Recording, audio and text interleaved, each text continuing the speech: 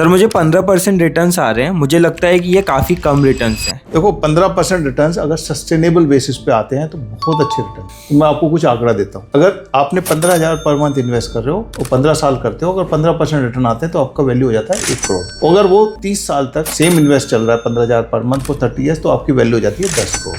अभी हम थोड़ा और पर्सनल उसमें जाते हैं। अगर हम यहाँ से 45 साल पहले चले, 1980 में हमारे पेरेंट्स के पास, सबके पास एक घर था और साथ में बाकी भी चीजें थी। तो जब उस टाइम पे एक घर आता था 3 से 5 लाख रुपए, इसका मतलब जब किसी के पास एक घर होता है तो घर तकरीबन 25 से 30% वैल्यू का होता है और 70% उसके बाकी एसेट्स होते हैं, बाकी फाइनेंशियल इंस्ट्रूमेंट होते हैं। तो इसका मतलब हमारे सबके पेरेंट्स के पास तकरीबन 10 लाख रुपए की तो हैसियत थी 1980 में। अगर 15% रिटर्न से देके चले तो 72/15 4.5 साल में तकरीबन आपके पैसे डबल हो जाते हैं। तो अगर मैं 45 साल हूँ 1980 से 2025, तो हमारे 2 to the power 10 टाइम्स हमारी वो वैल्यू हो गई होती। अभी 2 to the power 10 होता है 1024। तो इसका मतलब अगर किसी के पास 10 लाख रुपए थे 1980 में, 10 लाख की हैसियत थी, तो आज उसकी हैसियत होगी 102 करोड़। तो अभी आप दाएं बाएं नजर डाल के देखो 102 करोड़ वाले कितने हैं आपके मोहल्ले कॉलोनी में? शायद कोई भी नहीं है। तो हमने कुछ भी नहीं करना था, केवल 15% पर एनम रिटर्न हमारे अपनी जो भी हमारी फाइनेंशियल एसेट्स थी 1980 में, उन पे किया होता तो आज हम मोहल्ले के, गांव के और कॉलोनी के शायद सबसे अमीर